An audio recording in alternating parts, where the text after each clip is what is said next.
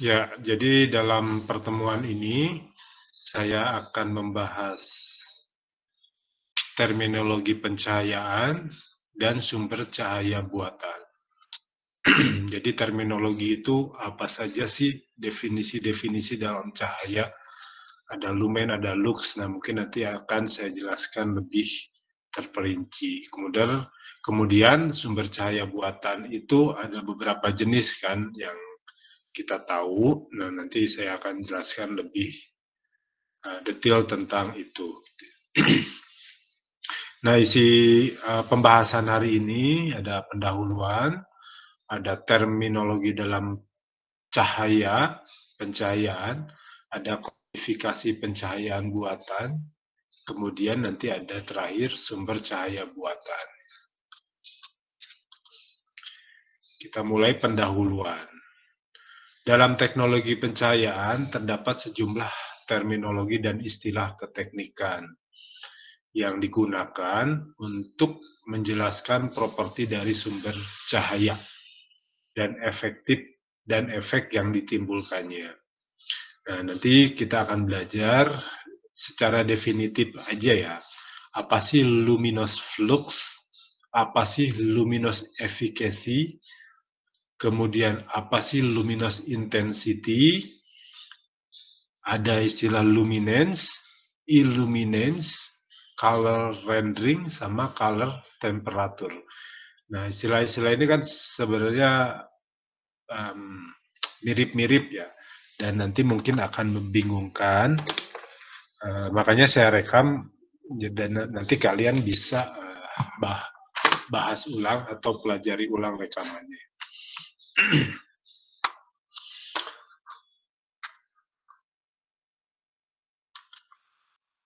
Kita mulai terminologi pertama, luminous flux. Saya bacakan dulu, nanti saya jelaskan.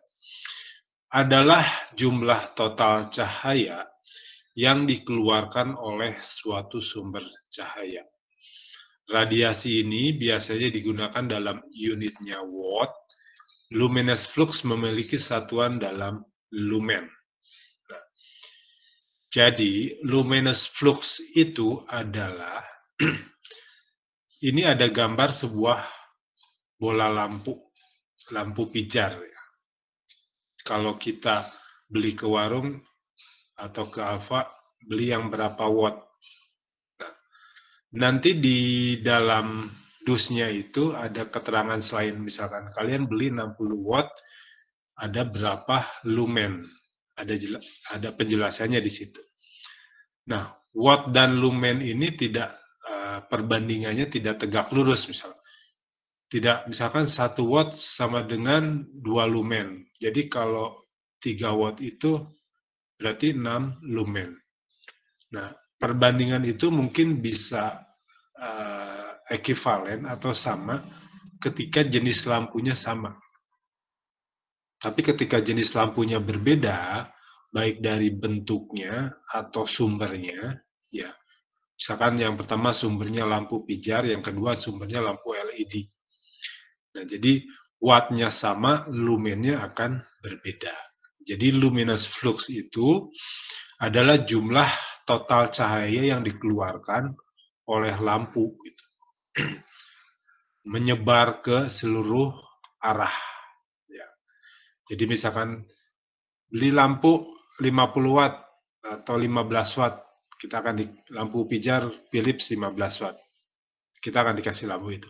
Tapi kalau kita beli ke warung, beli lampu Philips yang 150 lumen gitu. 1000 lumen.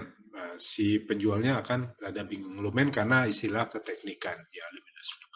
Jadi luminous flux itu adalah jumlah total cahaya, kuantitinya sebuah cahaya.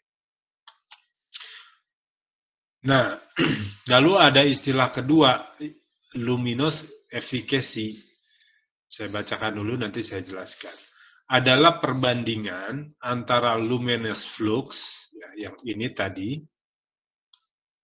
yang satuannya lumens, dengan watt yang dikeluarkan oleh suatu sumber cahaya. Hal ini dinyatakan dalam lumen per watt. tabel di samping memberikan gambaran mengenai berbagai jenis lampu didasarkan pada perbandingan lumen dan wattnya. Nah, tadi sudah saya ceritakan sedikit. Ini ada sebuah tabel jenis-jenis lampu LED, yang A itu lampu pijar, yang B, yang QT itu halogen, dan TC itu compact fluorescent, ya. Yang T itu lampu TL yang linear, yang tubular. Nah, ini ada tabel. Kita membacanya dari kiri ke kanan. Ini adalah nilai lumen per watt-nya atau nilai luminous efficacy-nya. Jadi tadi kalau kita beli lampu dengan watt yang sama, hasil terangnya, lumen per watt-nya akan berbeda. Semakin ke kanan, semakin baik. Nah, jadi kalau kita dibeli 1 watt lampu LED dengan 1 watt lampu pijar, perbedaan terangnya sangat jauh, gitu ya. Kalau 1 watt lampu pijar itu di bawah 20 lumen efikasinya. Ya. Kalau mungkin 10 ya, di garis 10. Tapi kalau LED hampir di 100 lumen, gitu, luminous efikasinya. Ya. Nah, jadi perbandingannya itu. Jadi kita bisa ngelihat dari sini mana sih lampu yang paling hemat daya, paling hemat energi. Ya. Lalu istilah yang ketiga adalah luminous intensity. Luminous intensity dalam satuannya CD atau kandela adalah banyaknya jumlah cahaya yang dipancarkan pada arah tertentu. Suatu sumber cahaya idealnya memiliki sebaran cahaya yang sama ke seluruh arah cahaya. Namun, karena bentuk dari sumber cahaya berbeda dari segi konstruksi, maka sebagai intensitas cahaya perlu dipertimbangkan dalam sebuah diagram. Diagram ini disebut LDC, Light Distribution Curve. Nah, maksudnya apa luminous intensity? Saya balik lagi ke tadi istilah pertama, yang ini ya, luminous flux. Flux itu jumlah cahaya yang disebarkan ke semua arah. Nah, tapi kan bentuk bohlam lampu itu tidak sama, gitu. Bentuk bohlam lampu itu tidak sama seperti gambar-gambar ini.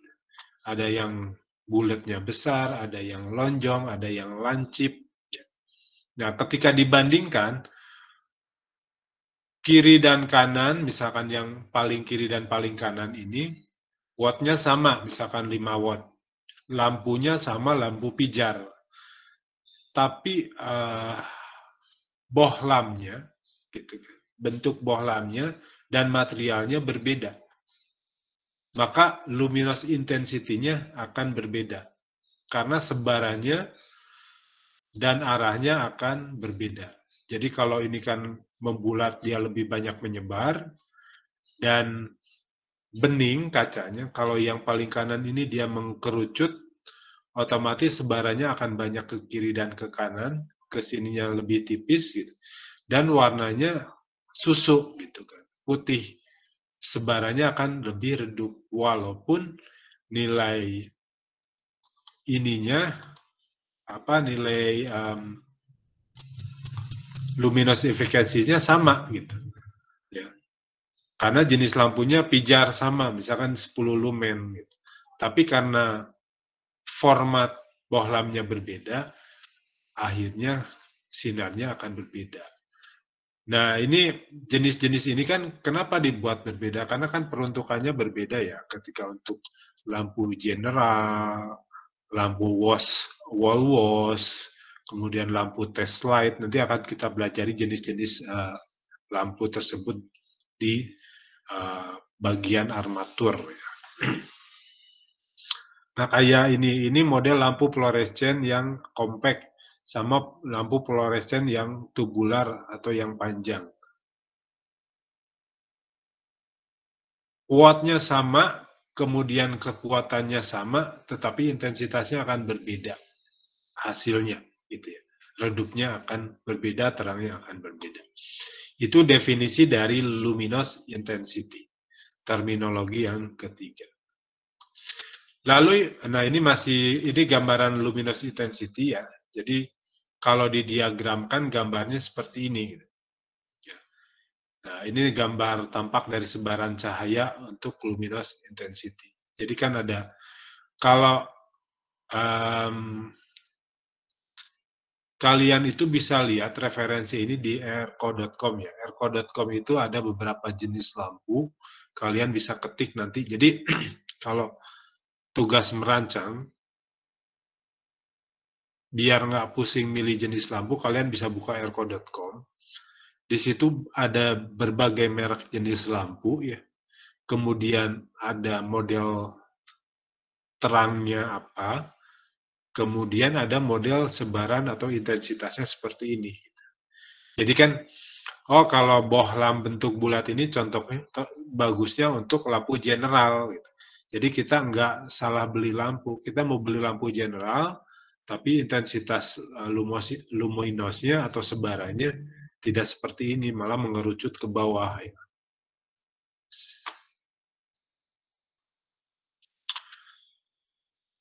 Nah, luminous intensity itu distribusinya ya kurang lebih begini. Jadi kurva distribusi luminous intensity memberikan gambaran derajat sebaran cahaya dalam bentuk diagram polar.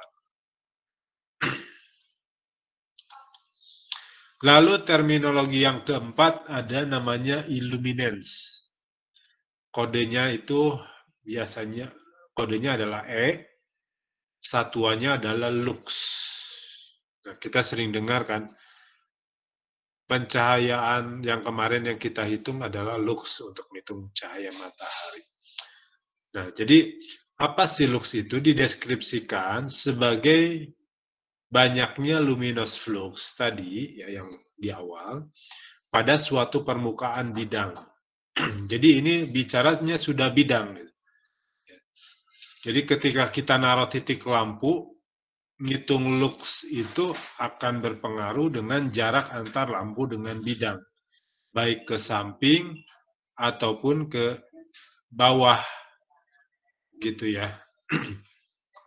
Nah, permukaan bidang tidak selalu harus horizontal, bisa vertikal dengan berbagai ketinggian, gitu ya. Jadi kalau yang pertama tadi, jadi ini satuannya lumen per meter persegi. Gitu. Jadi kalau kalian beli lampu dengan kekuatan 100 lumen, dengan jarak dari plafon ke bidang kerjanya 3 meter, akan memiliki lux yang berbeda, hitungannya, atau kekuatannya, dengan jarak antara plafon ke bidang kerja yang 2 meter gitu. Ya. Jadi ruangan lux itu referensinya lebih ke cahaya yang diterima oleh sebuah ruangan. Jadi kalau yang terminologi 1, 2, 3 tadi bicaranya definitif secara jenis lampunya dan bohlamnya. Ya. Nah yang keempat ini adalah hubungan antara jenis lampu dengan ruang. Gitu. Nah makanya ketika sebuah ruangan butuh 150 lux, itu nanti kita bisa hitung berapa titik lampu yang dibutuhkan untuk ruangan tersebut dengan bidang kerja dari plafon ke bidang kerja misalkan 2,5 meter. Nah, nanti kita akan tahu berapa, kemudian harus menyinari berapa meter persegi. Itu ya definisinya. Kemudian yang selanjutnya terminologi luminance atau L. Satuannya candle per meter square. Nah, tadi candle itu dipakai untuk intensitas. Ya. Intensitas itu dipengaruhi oleh tadi ya, jenis lampu, dan nanti itu akan dipengaruhi juga oleh dudukan lampu. Ya. Adalah terang dari suatu area bidang atau brightness. Luminance adalah perbandingan dari luminous intensity kandela dengan area yang ditentukan. Candle per meter persegi. Pada kasus pencahayaan, cahaya dapat dipantulkan oleh sebuah permukaan atau diteruskan. Pada permukaan yang memantul atau permukaan yang meneruskan cahaya, perhitungan dapat dilakukan dengan mengkalkulasi tingkat pantulan dan tingkat penerusan cahaya.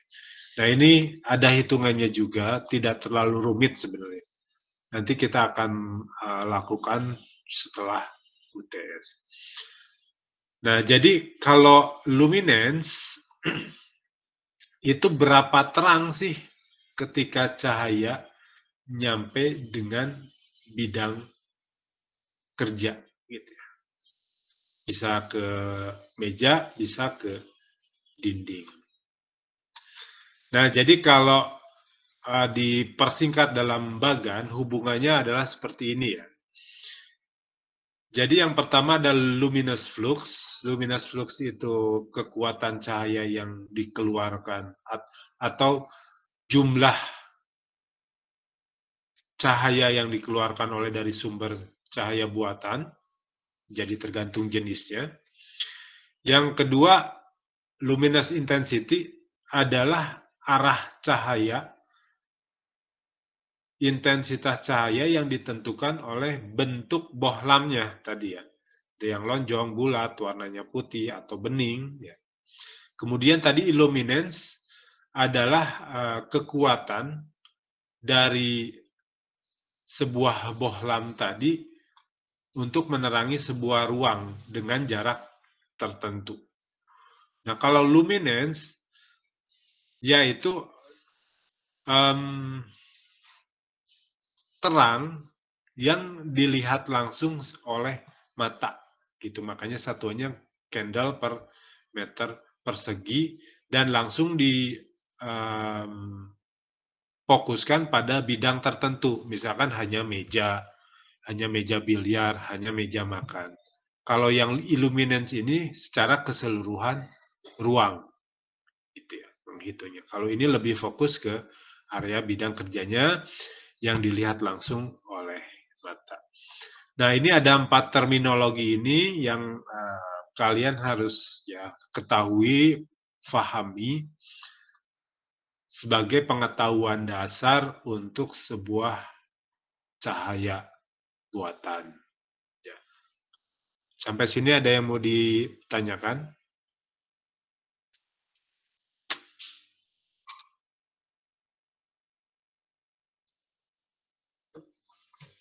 Tidak ada, saya lanjutkan.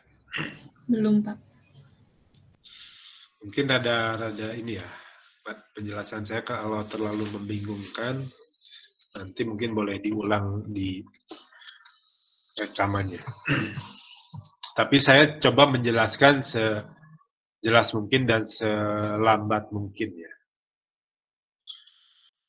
Nah, lalu tadi adalah terminologi sebuah cahaya buatan. Lalu dalam cahaya itu ada istilah color rendering atau renderasi warna. Nah, renderasi warna ini dipengaruhi juga oleh tadi ya, jenis bola lampu yang dipakai. Dengan evolusi mata manusia yang didasarkan pada cahaya matahari, maka renderasi warna juga bergantung pada kesamaan dengan cahaya matahari. Perbandingan warna yang dihasilkan oleh suatu benda apabila disinari oleh cahaya matahari memberikan kita patokan akan suatu warna benda. Nah, jadi ketika di bawah itu ada warna apel ya. Ada yang merah sampai ke merahnya rada ke biru-biruan. Jadi ketika kita memakai atau memilih jenis lampu, referensinya adalah cahaya matahari. Karena benda-benda yang jatuh di cahaya matahari itu kan warnanya komplit ya. Warnanya komplit.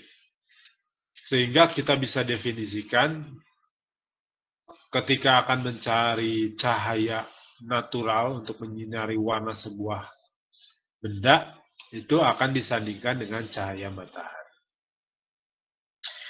Objek yang memiliki warna berbeda di bawah paparan cahaya buatan akan memiliki kesan tidak natural jadinya ya. Jadi ketika kalian membuat display sebuah produk dalam toko, jualan bajunya warnanya merah ati, tapi karena penataan cahayanya buruk, warna merahnya berubah menjadi pucat. Nah itu otomatis kesan menariknya akan berkurang. Kemudian bisa jadi juga orang ketika pakai merasa kecewa. Kok di toko warnanya ini, pas keluar kok warnanya terlalu ngegejreng gitu ya. Nah, itu. Jadi ketika mendesain harus bisa memilih jenis lampu yang memiliki color rendering yang senatural mungkin. Sebentar ya.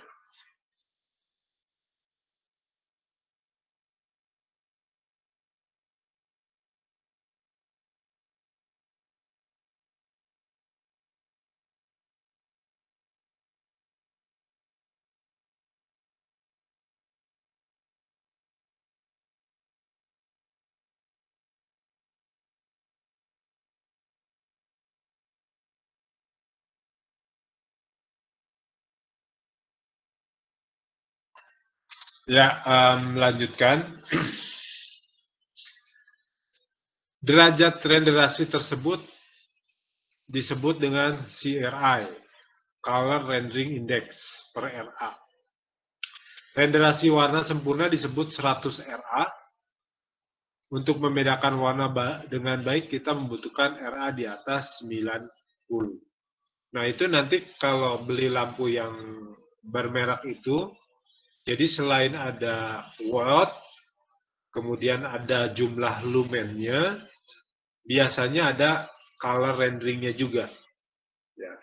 Jadi CRA-nya berapa? Nah, color rendering itu bisa dikaitkan juga dengan renderasi warna itu satuannya Kelvin ya. Nah, ini Kelvinnya sama, gitu kan? Warnanya sama, kemudian tapi CRI-nya berbeda. Yang baik itu dibilang di atas 90. Kalau ini 97 berarti lebih mendekati natural, yang CRI-nya 70, dia warnanya tidak natural.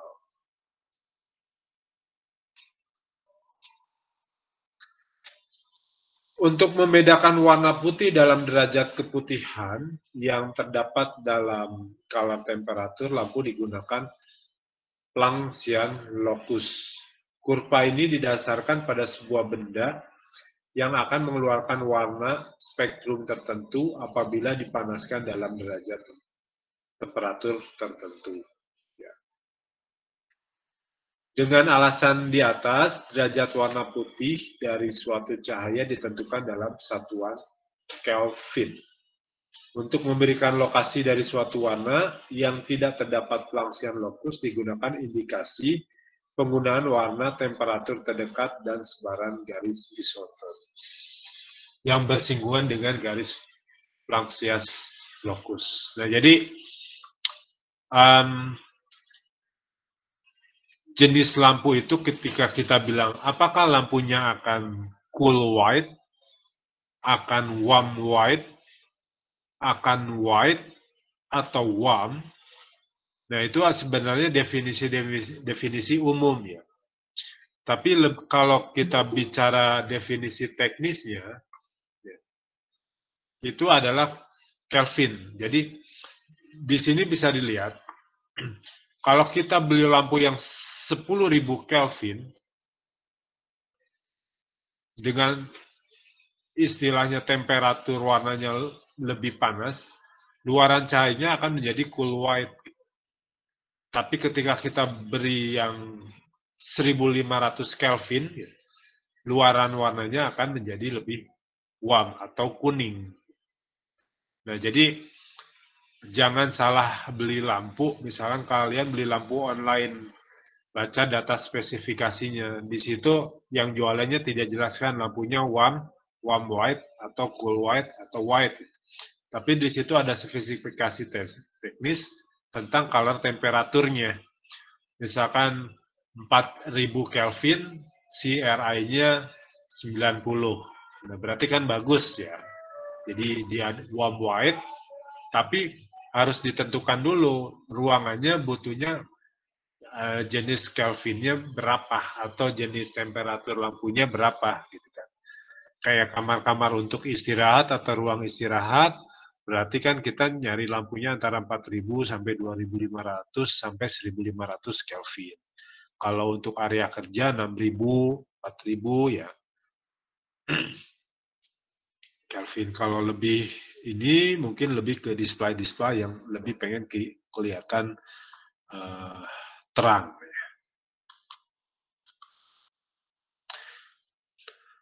Nah, ini figur dari color temperatur ya. Jadi kenapa satuannya dari Kelvin. Jadi semakin panas sebuah besi, itu warnanya akan semakin putih. Setelah putih dia akan kebiruan gitu. Jadi lampu itu sama kan. Memang lampu itu basicnya kan pijar adalah logam besi ya. Jadi ketika di panasnya tidak terlalu, dia akan kemerahan, kemudian kekuningan, setelah kekuningan menjadi putih, dan setelah putih agak kebiruan.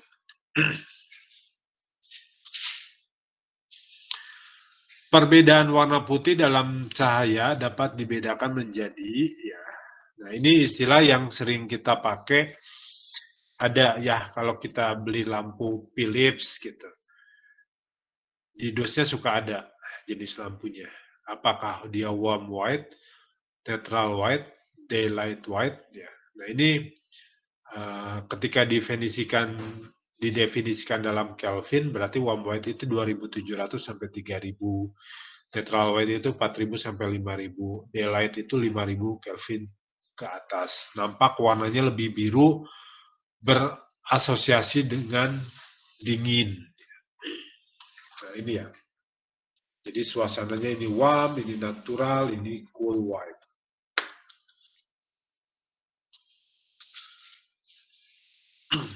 Itu tadi bahasan kedua tentang color rendering. Bahasan ketiga hari ini adalah klasifikasi jenis lampu. Klasifikasi sumber cahaya modern berupa lampu terbagi menjadi 3 bagian. Bisa dilihat dalam diagram ini, ada thermal radiator lamp, ada discharge lamp, ada electroluminance. Nah, jadi ada lampu-lampu yang memang menimbulkan panas, ada lampu-lampu yang bertekanan, ada lampu-lampu yang memang memakai elektroda atau elektrik ya, bukan memakai kawat, pijar, dan gas lagi. Nah, ini tabel-tabelnya bisa dilihat ya. Jadi golongan apa saja yang masuk thermal, ya, kemudian elektro dan gas discharge. Lampu pijar itu masuknya lampu thermal, ya, thermal radiation, karena dia menimbulkan panas, karena ada elemen yang dibakar. Kalau lampu yang termasuk discharge atau gas discharge, yaitu lampu TL, ya, tubular. Kemudian ada yang yang elektro adalah lampu LED ya. Lampu-lampu LED yang sekarang banyak dipakai.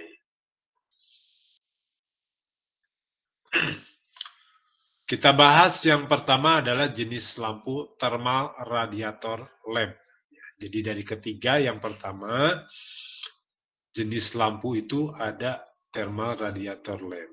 Di dalamnya adalah jenis lampu yang dapat mengeluarkan cahaya dengan adanya pemanasan dari suatu objek atau filamen. Contoh jenis lampu ini adalah lampu incandescent lamp dan lampu halogen. Ya. Jadi lampu pijar dan lampu halogen. Nah, bentuknya ya kita sudah paham semua. Jadi kalau lampu pijar itu dia model seperti ini. Di sini ada filamen kawat-kawatnya. Kalau lampu halogen ini adalah filamennya berupa metal yang lebih tebal. Dan ini menyala. Kenapa dibilang thermal radiator? Karena ada radiasi panas sekitar bola lampu ini. Jadi ketika udah nyala lama akan panas gitu. Panasnya lebih panas dari lampu gas discharge, akan lebih panas dari lampu LED. Incandescent lamp adalah jenis lampu thermal radiator. Incandescent lamp atau lampu pijar mulai bercahaya ketika filamennya dipanaskan sampai dengan titik panas mencapai 3000 Kelvin.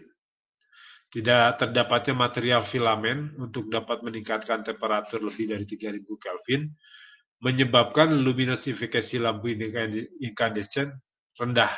Jadi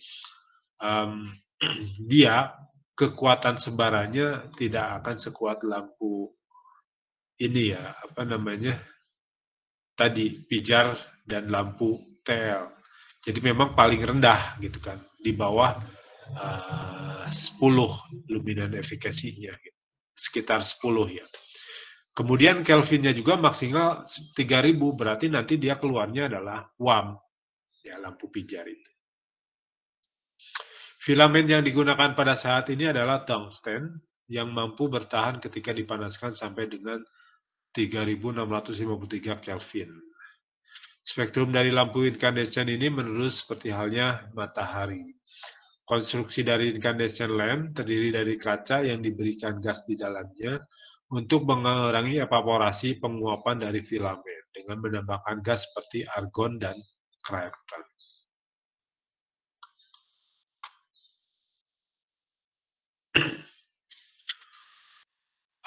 Sebelum kita lanjutkan, ini adalah jenis incandescent lamp. Dia spektrumnya mentok ya di sini ya, wavelength-nya. Jadi memang dia WAM. Kita absen dulu ya. Yang ada boleh menyahut. Silakan dinyalakan mic dan kameranya, saya stop share dulu.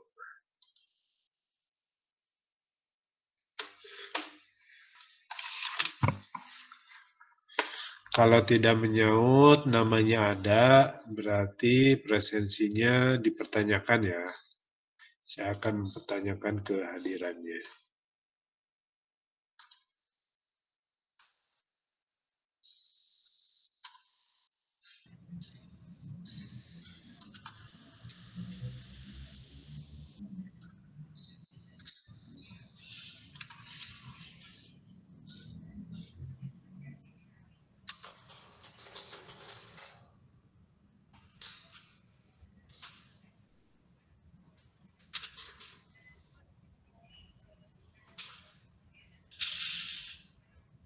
Boleh nyalain dulu ya kameranya. Muhammad Jihan Gemilang.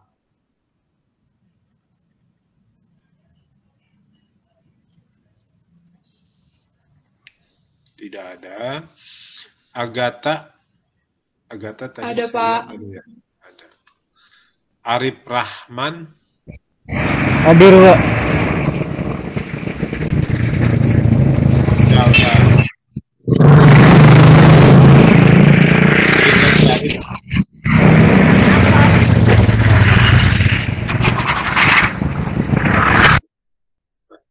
Arif, saya matiin aja. Wahyu Dwi Utami.